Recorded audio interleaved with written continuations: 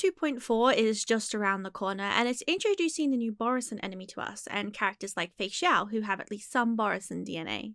Most people have no clue what this werewolf-like creature is, but there's actually a lot of established lore describing their long history with Foxians and spent as one of the primary enemies of the Abundance, showing up especially alongside the likes of the Abundance emanator Shuhu. I've decided that the best way to explain Borisin is to tell their whole story, and for that, I'll be starting at the very beginning. Thousands of years ago, there existed a planet called the Old Verdant Home. This planet had 2 moons and 2 main seasons, Lupus Winter and Vulp Summer. It also had 2 different clans of people, the Fox God worshipping merchants who built prosperous towns along the riverbanks, and the Wolf God worshipping herders who roamed the lush grasslands, forming settlements that dotted the landscape. Both clans looked down on the other. The merchants thought the herders were savages, and the herders despised the merchants for their deceptions. They weren't completely hostile to one another. In the Vulp Summer, the plentiful rich harvest blessed by the fox deity would bring peace as the clans indulged in the abundant resources. But when Lupus Winter came around, the frost and hunger would drive the clans to unceasing conflict. And so, life continued like this for these clans, until one Lupus Winter came. And it never ended. 33 years passed in this bitter frost. And in desperation, one valiant hero took it upon themselves to climb the tallest mountain on their little frozen planet. At the top, they begged Yaoshi for the sustenance to keep their world alive, and, remarkably, the compassionate Yaoshi answered their desperate plea. The mountain split and a sweet divine nectar poured from the hilly ravines. This nectar became known as the Red Spring. The Red Spring granted them everything they could have ever wanted. Those who drank from the spring obtained power, dexterity, and strength from the beast meat that they devoured. Their blood stirred with the ferocity of animals, and their bodily forms became increasingly bestial. The fox worshippers were blessed with fox traits, and the wolf worshippers were blessed with wolf features. Both gained pheromones, of which the wolf ones would induce crippling fear, and the fox ones could create illusions. The wolves gained physical strength, canine teeth, and beast-like ears with sharp claws on their hands and feet, as well as a remarkable sense of smell that constructed their sense of the world. They also gained the ability to shapeshift, known as moon rage. The foxes gained supernatural agility, wit, fox ears, and features, and... actually, it looks like that's all. The Red Spring also caused an abundance in everything these bestial races needed to grow. Their fields of grain turned into viscorpi, the garments were no longer made of linen but embryonic flesh. The Lupus Winter was no longer a concern for the people because they could make warm domes from the cultivated biological membranes. The herders, the Borisin, developed their skills in biological technology to a point where they performed bodily modifications on themselves and developed a membrane armor with characteristics of living entities. After 2 amber eras, approximately 400 years give or take, they created mecha beasts, great bestial ships that have the capacity to feed, attack, and reproduce. They were the vessels for their everyday hunting and known for their rapid velocity. The mecha beasts would consume the conquered as feed to have astounding agility, perception, and ferocity. It seems that the Borisin's biological technology developments were akin to blood magic, likely because of the Red Spring that gave them their power. They gained their power from drinking blood. For example, their pheromones are a mist of black blood that paralyzes the enemy in fear and invigorates their allies. They developed a culture where, on a night where both moons rise and the moon rage flowed through their veins, a voodoo master would gift the young Borisin a bridle in their coming-of-age ceremony. These young Borisin would then walk into the weapon farm to select and tame their very first battle mount among the mecha beasts that were filtered and bred via gene witchcraft. The young Borisin would duel their chosen mecha beast under the moonlight, and the survivors would trip the desired mount to the ground and tie the bridle around the animal's neck. These bridles were inlaid with neural spike whips that would stun the beast and establish a telepathic connection with its future master, making it as tame as if it had already received hundreds of whiplashes. The bloodthirsty culture that praised strength above all else naturally resulted in the total enslavement of the physically weaker inhabitants, the Foxian merchants. While they had keen adaptability and wit, they lacked the Borisin's constant mutating and transforming bodies and were no match. The Borisin took the Foxians and enslaved them, and they became livestock, servants, and currency under the tyranny of the wolves' claws. Conditions were so bad for the Foxians that the Borisins would command them to make tools, yet would repeatedly dig out their eyes to prevent them from learning, and forbade them from possessing metals. Eventually, these Foxians also became subject to the biological experiments, giving rise to Foxians with mixed bloodlines that exhibit atavistic mutations. In exchange for their strength, bloodthirsty personality, and ability to be empowered by moon rage, their mutations would deplete their life and sanity much faster than regular Foxians. These strong Foxians became conscripted war slaves, and the mind control bridles that were used on the mecha beasts were used on them as well. At some point, the religions focused on praising the fox and wolf deities evolved into the worship of the savior who climbed the mountains. For the Foxians, they called this figure Lady Tushan, but the Borisin believed this figure to be the head of their tribe, the powerful Duran. Foxians and Borisin culture had a heavy focus on singing and drum chanting, and they both made epics praising their hero. Duran used these epics to change the narrative and focus any devotion they might have had for Yaoshi instead onto himself. They spoke of how Yaoshi sent a blood rain that prophesied his birth and indicated his favor from Yaoshi.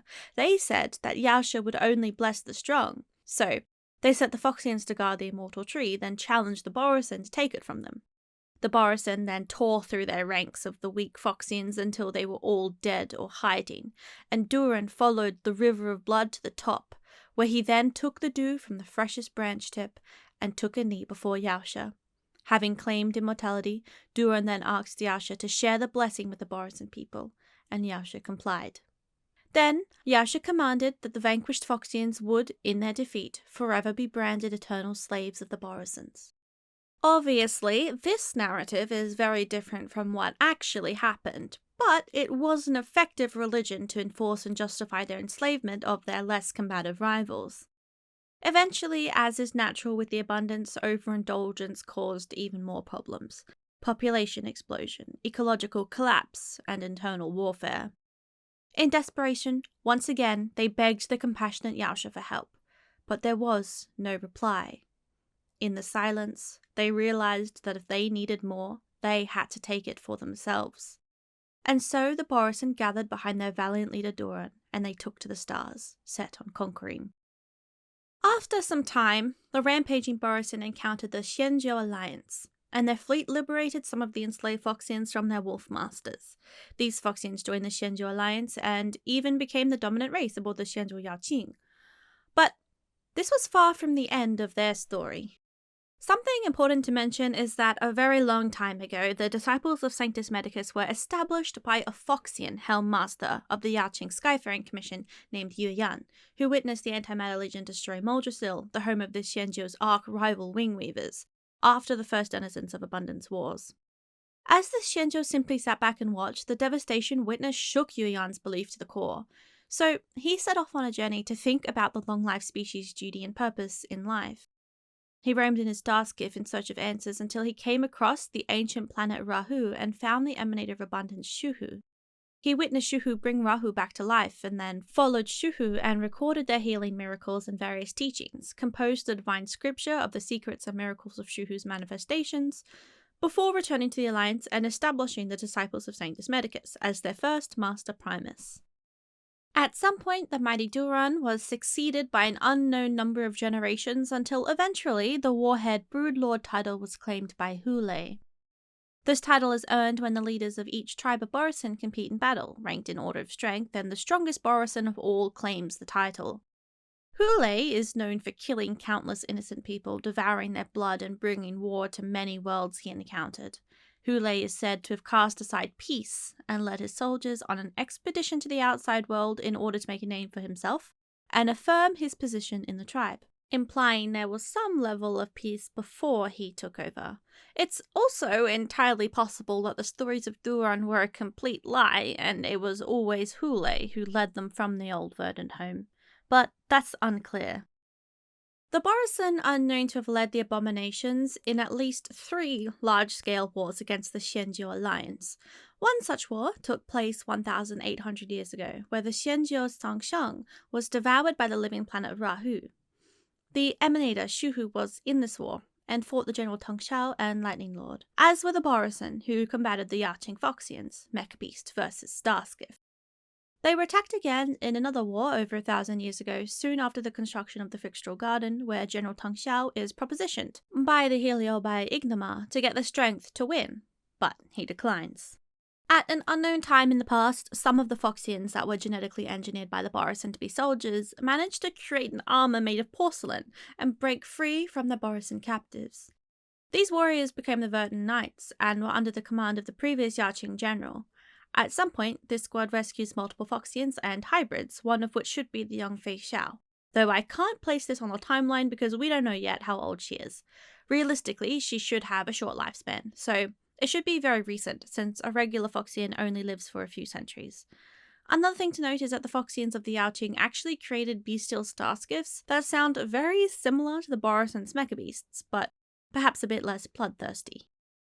Around 800 years ago, approximately year 7300, young Yingxing's home was also ravaged by the Borisins, with his family likely taken to be food for the mech beasts.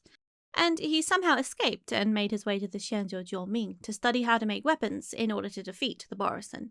His hatred for the Borisin spurs him to make remarkable weapons for the Cloud Knights, and invent new automatons specifically designed to combat the Borisin mecha beasts. The High Cloud Quintet drives the invading Borisin from Thalassa, and later one of the members, the Foxian pilot Bai Heng, sacrifices herself in the war to defeat Shuhu. Around this time, Jing Liu fights the Borisin warhead Hoolay in a mighty battle. She cuts off his arms, but he can regrow it in a howl. Eventually she beats him, and he's imprisoned in the Shackling prison.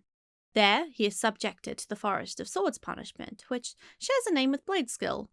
He's kept in shackles and transferred to a new secret location on a yearly basis. His room has to have intact and functional air filters to deal with his pheromones. The imprisonment of Hoolay is the foundation of the alliance between the Xianzhou Immortals and the Foxians, so any attempt at freeing him is considered sowing discord. Hoolay's position as warhead was replaced by either Angqing or Lisa, but the coalition was a shadow of its former self without Hoolay. 200 years ago, in the year 7900, some Borisin of the Blue Fang pack have plundered everything on a planet in the Constellation Star Zone, which has been attacked by Lan. The Star Zone had been plagued by the Abundance, and the Borisin had wanted to turn the remnants into a mecha beast nursery. The Xianzhou Alliance battled them and won. 30 years ago, in the year 8072, was the Third Abundance War. The roaming star Kedu Mirage launched a surprise attack on the Xianzhou Fenghu, almost definitely revived by Shuhu's hand, considering the relationship between Rahu and Ketu as real-world mythological figures. Fu Xuan predicted that the Alliance was doomed to lose the war, but there is a small chance they might win if they take a defensive stance. She took her findings to the meetings between the Arbiter Generals, but they concluded they must not take on a defensive position, not when the overwhelming forces were attacking the Fenghu. They had to continue the attack to buy more time for the Yaoqing army to arrive. On that day, Fu Xuan witnessed the Alliance army be decimated by the Borisin fleet, and the mecha beasts numerous enough to block out the sky.